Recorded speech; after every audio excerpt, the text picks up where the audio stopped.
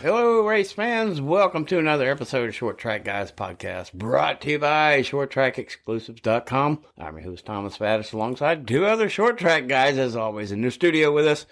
Jim Pokrant, driver of the 07 Can'tQuitFishing.com sportsman and 2021 sportsman champion at Five Flag Speedway here, locally at Pensacola, Florida. And Ted Baber Video Productions, also locally in the southeast of Short Tracks and here in Pensacola at Five Flag Speedway. What's up, guys? Greetings. Howdy, howdy.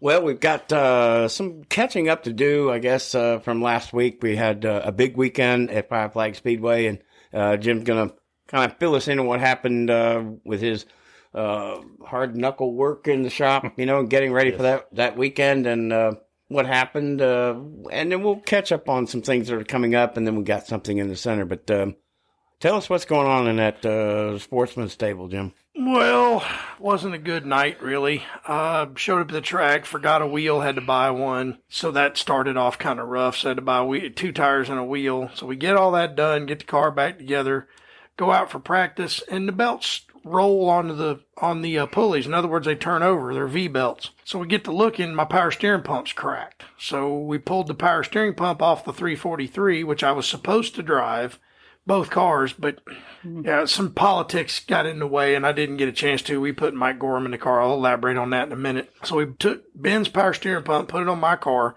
I ran the feature, was running in the top 5. We were all bunched together, great race going on. And all of a sudden, the car just got loose and started driving weird. And about 5 to go, it got a bad vibration. That brand new wheel came loose. We torque our lug nuts. We don't mess around with it. So something's wrong with the wheel. I know everybody's going to say you didn't tighten your lug nuts, but we tightened the lug nuts. The wheel came loose. So we wound up with a 6th place finish because I faded there at the end because I was worried about what was coming apart. Well, it ended up being a wheel. And then we put Mike Gorham in the 343 because, like I said, track politics and people crying. I'm just going to say it. That's what happened.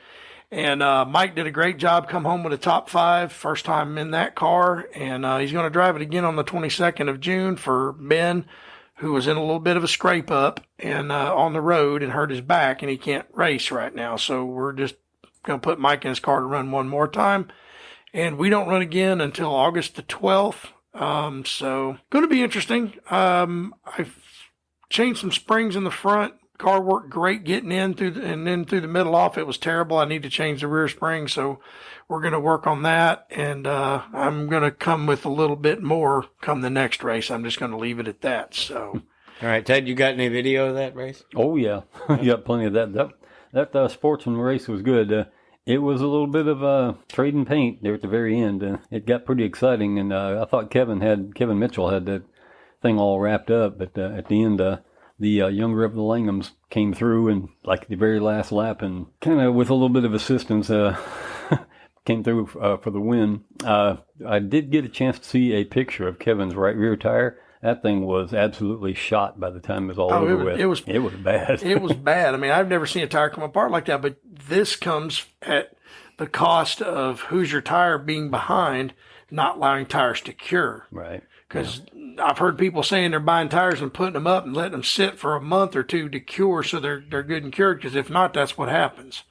So, I mean, it's all a product of all this COVID and stuff we had in the past that's got everything in a bind, and hopefully we'll be able to get through all this. Okay, and so, moving forward from all of that, which I'm pretty sure we're positioned now where we can start moving forward, if not further along, but speaking of racing in general, not being in the stands, with all this technology and everything that's going on that we've had discussions with the names, what really happens down in the pits from a racer's standpoint? What do you mean? I mean, just tires and stuff?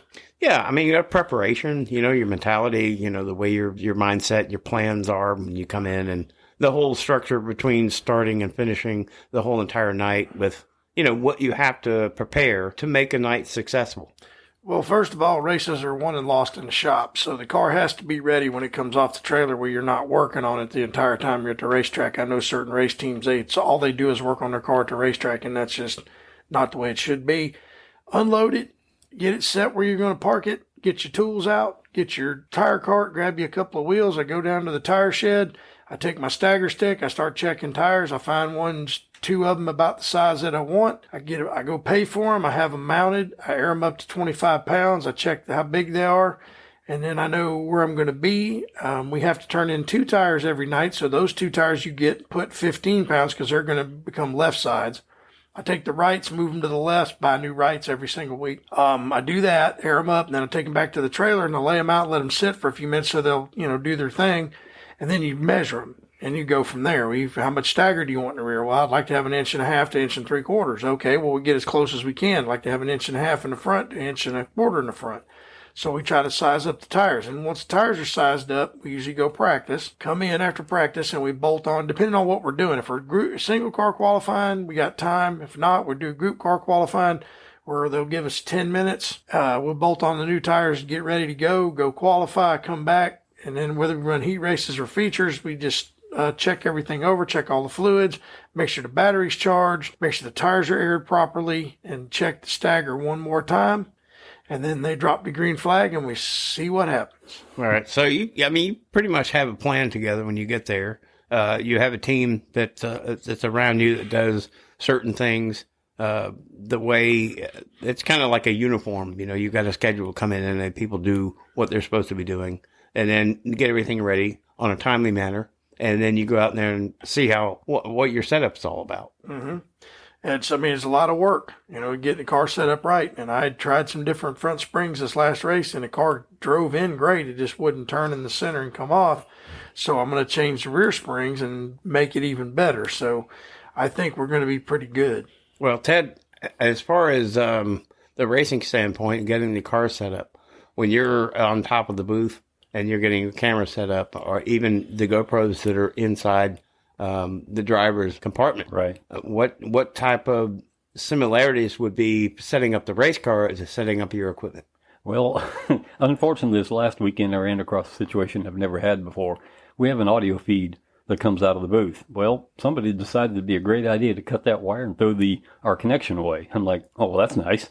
So I had to literally peel the wires by hand. I didn't have a proper peeler, so everything was done with a knife, which was a whole lot of fun, and then hand twist them together, and the audio was pretty bad, I got to say. And I don't know who created that situation, but I'm hoping that it's dealt with. I brought it to the attention of Tim and company to see if they could repair it. Most of my setup is being sure that we have space, because we do share that booth with other people, and I have to make sure that everything's tied down, the audio's good. I've got plenty of time left on the cards that I'm shooting on.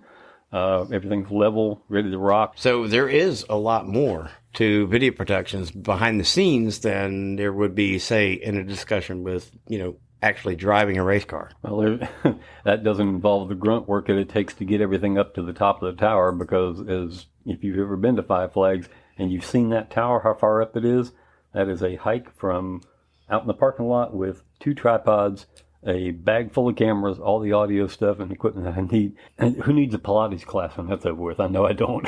I'm pretty old, worn out.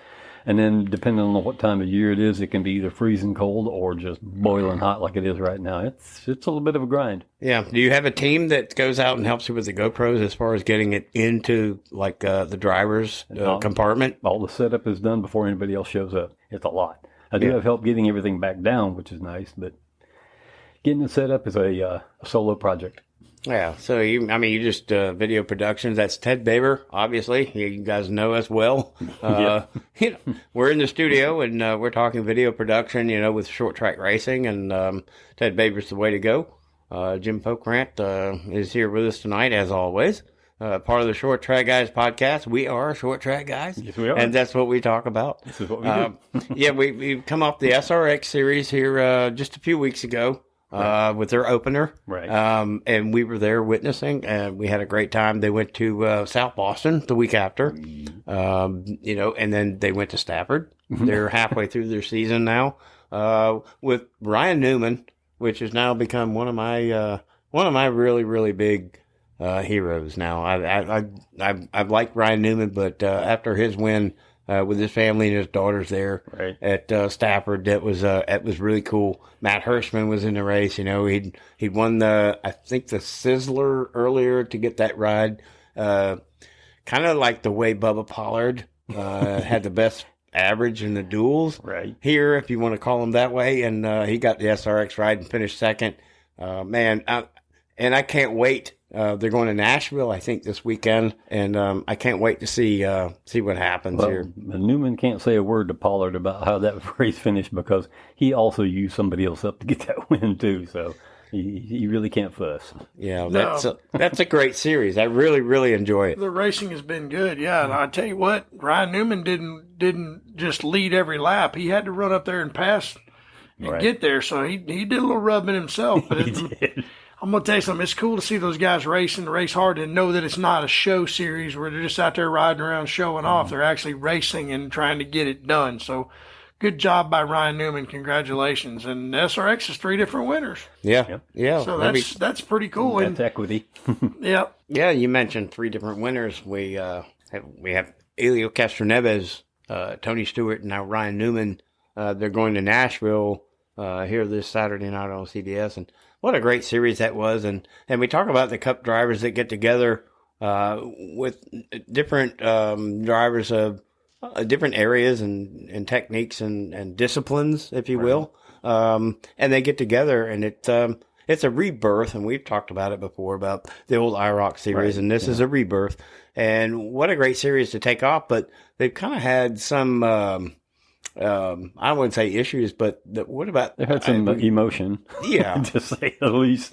I mean, Tony Stewart, being who he is, he's going to get a little bit fired up when he thinks somebody's used him up, and hey, it happens.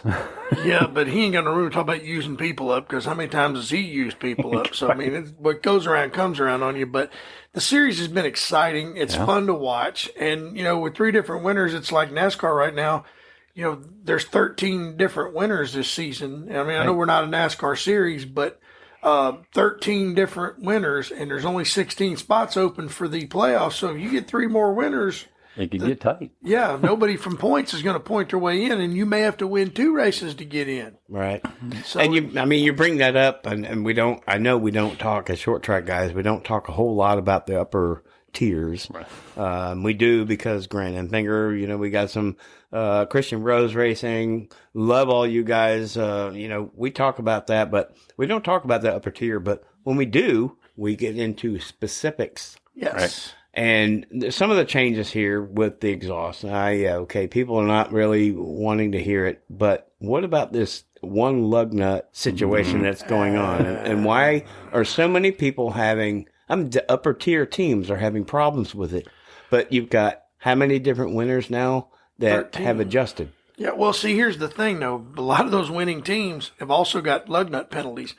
It's dumb. 1 lug nut holding the wheel on. If you miss it, the wheel comes off. If you had 5, you could hit 3, and the car would still go around the racetrack. Now, if you miss this one, or the nut doesn't come out of the gun, and the guy's jumped up, takes off, jackman drops the jack, that's the driver's sign to go, wheel comes off. Well, then you lose your crew chief for 2 races, and your guy that was a jackman or whoever, you lose them for 2 races. And then they put secondhand pit crew in. They're going to screw up. So, I mean, it's ridiculous. I've never liked the concept. I'm sorry, we're not Formula One. We need to go to 5 lug nuts, because even street cars still have 5 lug nuts. NASCAR, they don't have 1 lug nut in the middle. This is knockoffs from the 60s when they used to use the knockoff wheels in Le Mans and stuff like that. This is NASCAR racing. The guys need to hit 5 lug nuts, not 1. And it's amazing how many of the mistakes they've made with 1 lug nut. Well, hell, they had 5 and they got it right. You know what I mean? Well, they practice it forever and ever and ever. And I think it takes a little bit of the strategy and the drama out of the pit stops, too, to have that happen. I mean, it is a little bit ridiculous to miss 1, but it does happen. Well, I mean, the lug nut jams in the gun, or it turns crooked, or doesn't go on, or the wheel's not up on the little pins that's supposed to be. It's ridiculous. 5 lug nuts, 5 studs, put them on, take them off, let's go racing. And sad as the Xfinity guys are fast, the truck guys are fast, but they have 1 lug nut, and the guns that are regulated by NASCAR, and da-da-da-da-da-da-da, yada, yada, yada. That's what things is ruining the sport. The cars all look terrible. I don't like the new cars that much. Sorry, it's just me. I'll stick with short tracks, because that's where the real racing is. Right. Absolutely. Well, that's happened to be what we are, short track guys. By golly. Yeah, by golly. Short tracks. That's where it is. And speaking of short tracks, boy, do we have a laundry list of races coming up here this weekend and then the following week. And we're going to try to keep off on the following week, but we're going to do some of the bigger ones that are coming up this weekend. Man. And we've got a list of drivers that are coming up. I think it is Slinger Nationals here. Yeah, it is a Slinger laundry Super list. Speedway. It is amazing. Those guys that are showing up for that one. It doesn't matter if you start at the top or the bottom. It is a bunch. Just the people that we recognize coming up in this race. I see Stephen Nassy, Steve Appel. I hope that is right. Derek Thorne, Dennis Prunty, Bubba Pollard, obviously, he's one of our favorites. Jeff Storm, William Byron. I've got to try this one, whether anybody's even heard of this guy or not, is Levon van der Gerst. I probably beat that thing to death, but actually I think it's Geest. Or maybe it's even Geist, who knows. It is difficult, but you got to at least try it. You got to test yourself every once in a while, see what you can come up with. I see Sammy Smith, Ty Majeski, a bunch of people that we know. And it just keeps on getting better as you get closer to the top. Gabe Summers, Austin Nason, Carson Hosevar, Alex Prunty, Derek Kraus, Matt Kenseth. I mean, Slinger is one of his home tracks. Matt Kenseth? Yeah, that guy I've heard of. Oh, that guy. Yeah, that guy. Yeah, okay. He's going to be there. Cup champion, 2-time Busch Grand National champion, Matt Kenseth. John DeAngelis, Johnny Sauter. Good Lord, the names just go on and on. It's ridiculous, but it's going to be amazing. And it is the bull ring of all bull rings. It's not the shortest one we've ever talked about, but wow. The speed they carry around that quarter mile is insane. Yes. It's going to be a great show. It always is. I mean, that's Slinger. Yeah, One of the most famous short tracks in America. Luke Fenhouse. Good Lord, let me not forget him. Yeah, I'm going to put the old 26 car up front, though. Oh, yeah. Well, yeah, old Bubba Pollard's going to get it done. We'd like to see him win another Slinger Nationals. He already has one. I'd like to see him get another one. Port City race cars, baby.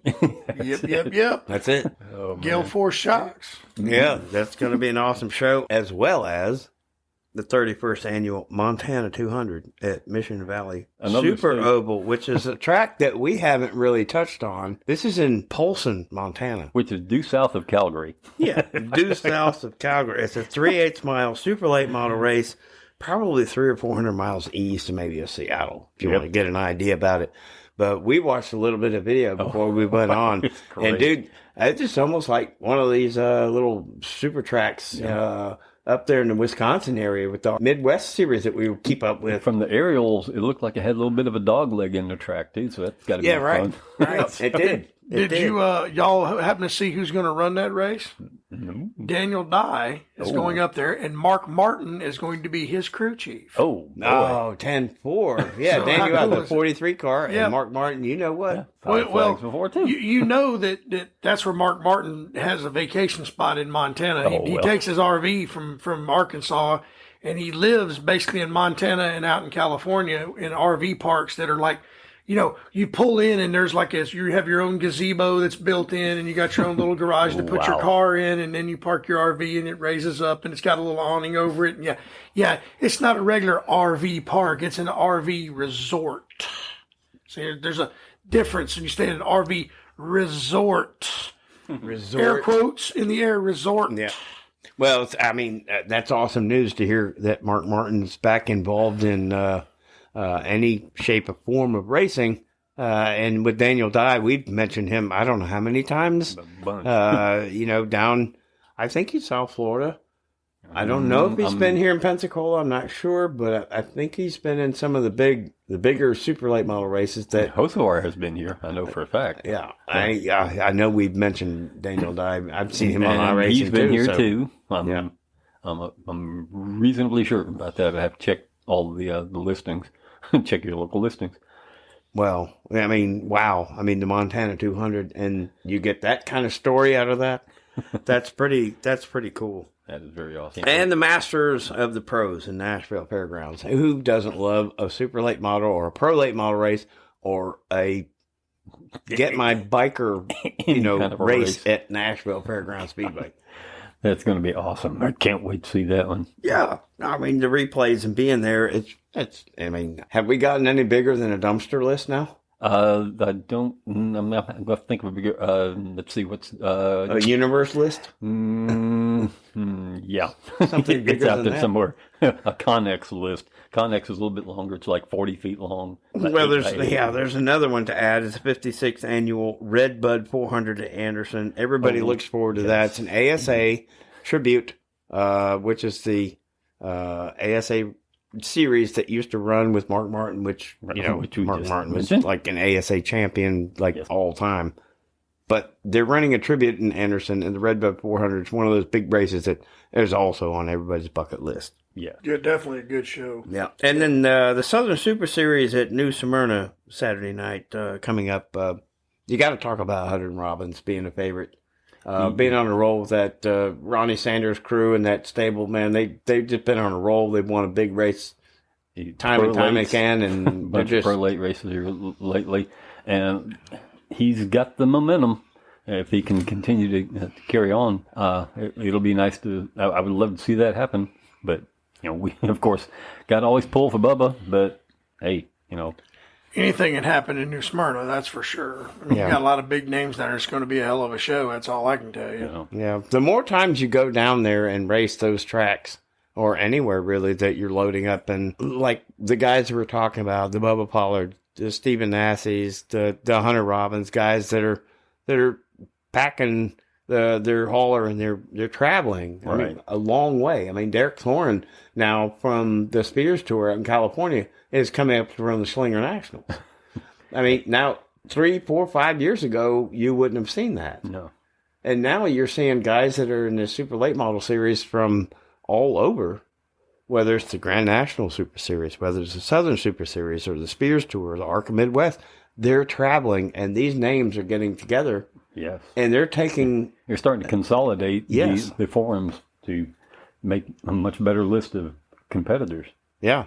And it's what motivates us to talk about this on a weekly basis when we're able to. You never know what's going to happen. No, not at all. It's usually something crazy. We're going to have some good racing, though, that's for sure. I would love to go to New Smyrna. I have never been actually to that place, but I would love to go down and watch because I've heard that place is, I've seen videos of it. It's fast. It's cool. Who knows? We may take a wheelman car down there. We're looking for a stacker right now so we can take 2 cars with us. So, oh man, that's going to be interesting. Is all I can tell you. Next year is going to be just as much fun. Well, we're going to be right here along for the ride too. I assure you that.